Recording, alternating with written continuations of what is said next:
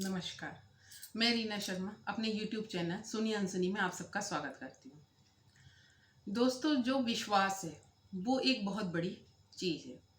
अगर आप में मतलब आप बेमन से भी लेकिन विश्वास के साथ कोई काम करते हैं या मन के साथ पूरी श्रद्धा के साथ विश्वास के साथ कोई काम करते हैं तो उस पर आपके साथ साथ दुनिया को भी कभी ना कभी ट्रस्ट करना ही पड़ता है या उस विश्वास की महत्ता है ही। जैसे एक पिताजी थे, वो अपने छोटे से बच्चे के साथ अमूमन शाम के टाइम आरती के टाइम पास के मंदिर में जाया करते थे। मंदिर में जाते थे तो एक दिन वो अपने जब बच्चे के साथ उन्होंने देखा बच्चा भी कुछ गा रहा है, तो सब आरती सुर में सुर मिला के आरती गा रहे थे। तो उन्होंने फिर उस टाइम तो कुछ नहीं बोले, लेकिन बच्चा पूरा सुर में सुर मिला के आरती गा रहा था। उनको बड़ा आश्चर्य हुआ कि इतना छोटा बच्चा, और ये थे तो मैं कभी मंदिर ऐसे लेके भी नहीं आया, एक आधी बारी आया है और आज ये कैसे सुर में सुर मिला के आरती गा रहा है। तो जब आरती पूरी हो गई, प्रसाद लेके बाहर निकले, तो उसने अपने बेटे से पूछा कि बेटा ये तुम्हें आरती तुमने कब सीखी? तो उसने कहा कौन सी आरती पापा? कि जो बेटा सब गा रहे थे, तुम भी वही गा रहे थे ना? उसने कहा नहीं, मैं तो जो आज मैडम ने मुझे क्लास में क ख ग सिखाया था ना, मैं तो वो गा रहा था। आप लोगों के साथ ही जैसे आप गा रहे थे ऐसे मैं गा रहा था, मैं तो क ख ग गा रहा था। तो एक उसका बच्चे का विश्वास था कि सब गा रहे हैं कर रहे हैं, तो उसको जो याद था या जो उसकी समझ थी उसने भी सुर से सुर मिला के वही गाने की कोशिश करी। और सही माने तो जो भगवान है वो इसी रूप पे, इसी बचपने पे, इसी मासूमियत में मरते हैं, और कभी ना कभी आपको दर्शन भी अवश्य मिलते हैं जो आपकी खुद की असली मासूमियत है, ना कि ओढ़ी हुई मासूमियत है।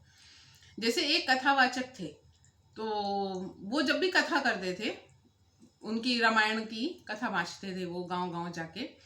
तो जब भी कथा बाँचते थे वो अपने पास एक सुंदर सा सिंहासन रख देते थे और कथा का वाचने से कहते थे कि आइए हनुमती पधारिए। तो सब दूर दूर तक उनकी ख्याति थी कि उनकी कथा सुनने के लिए हनुमान जी स्वयं पधारते हैं, और वो उनको पहले आसन देते हैं, उसके बाद कथा बाँचनी शुरू करते हैं। वैसे भी कहते हैं कि जहाँ जहाँ राम की कथा होती है वहाँ वहाँ हनुमान जी स्वयं पधारते हैं। तो एक ही विश्वास है लोगों का, और उनकी श्रद्धा थी कि वो उनको पहले आसन देते जरूर थे। तो वकील एक वकील उनके कथा सुनने आया। अब वकीलों की आदत होती है जीरे की, वो तो जल्दी से किसी चीज पे विश्वास करते नहीं है। तो उन्होंने कथावाच ने कहा कि आप कैसे कह सकते हैं कि यहाँ हनुमान जी आते हैं, और आपकी इसी बात को देखने के लिए या इसी बात से आपके पास भीड़ बहुत जुटती है। तो मैं तो नहीं मानता इस बात को, और अगर ऐसा है तो आप हमें प्रूफ दीजिए कि हनुमान जी वहां पर आके विराजते हैं। अब इस चीज का क्या प्रूफ? ये तो श्रद्धा है। लेकिन तब भी चलो कथावाच ने कहा ठीक है, आप कल कथा सुनने आइए और हनुमान जी स्वयं आप आएंगे वहां पे। तो उसने कहा ठीक है। अब सारी रात कथावाचक जो थे उनको नींद नहीं आई, क्योंकि ठीक है उनकी श्रद्धा थी, वो बुलाते थे हनुमत को, हनुमत जी आते भी थे, लेकिन जो मन में एक ये था कि मैं उसको प्रूव कैसे करूंगा कि वो आते हैं, ये बैठते हैं। वो तो उनके मन की श्रद्धा थी। श्रद्धा किसी को दिखाई नहीं देती। प्रेम और श्रद्धा विश्वास ये कोई दिखने वाली चीज नहीं है, ये तो एक अंदरूनी चीज है। चलिए कोई नहीं, अगली बार बहुत भीड़ आई उनकी कथा में, क्योंकि सबको ये पता चल गया था कि वकील ने चैलेंज किया है उनको। तो दूर दूर से लोग उनकी कथा सुनने के लिए आए और सब बैठे थे कि अब क्या हो। फिर जिस टाइम से कथावाचक आए, बैठे और बैठ के उन्होंने, उनके हाथ कांप रहे थे आसन की तरफ देखते हुए करते हुए कि आइए हनुमती विराजिए तो मैं कथा शुरू करूं। अब उनको बड़ा मतलब वो हो रहा था कि भगवान मेरी लाज रख लेना। और ये बात सही है कि प्रभु ने जब जब भी भक्त पे संकट आए हैं उसकी लाज जरूर रखी है। तो उन्होंने कथा कहनी शुरू की। तभी देखा मतलब जो गद्दी थी वो धस गई, मतलब कि जैसे वहां पर आके उस पर कोई विराजमान हुआ है। फिर जी जब कथा हुई, कथा चलने लगी, तो जो वकील है उन्होंने वकील से कहा कि आइए देखिए हनुमान जी विराज गए।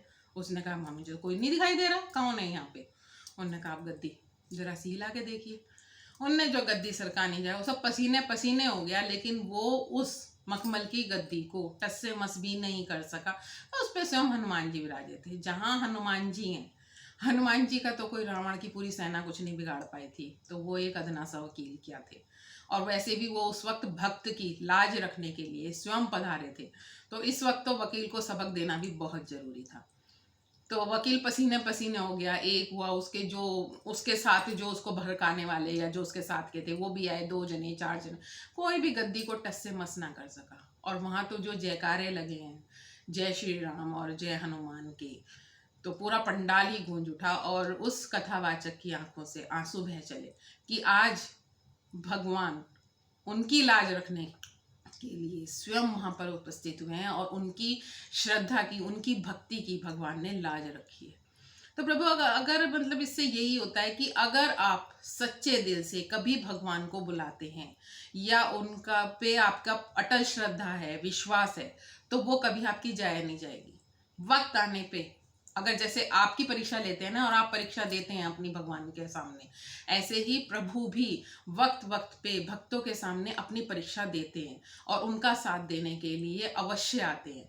और ये एक श्रद्धा और विश्वास की बात है जिसे भगवान कभी टूटने नहीं देते, इसीलिए ये दुनिया चली आ रही है। और ऐसे बहुत से किस्से होते हैं दुनिया में कि हाँ, जहाँ प्रभु ने चमत्कार दिखाए हैं और आज भी होते हैं। तो दोस्तों, अगर आपको मेरी ये सब वीडियोस पसंद आ रही हैं तो प्लीज़ मुझे सब्सक्राइब करना, मेरी चैनल को सब्सक्राइब करना ना भूलिए। धन्यवाद।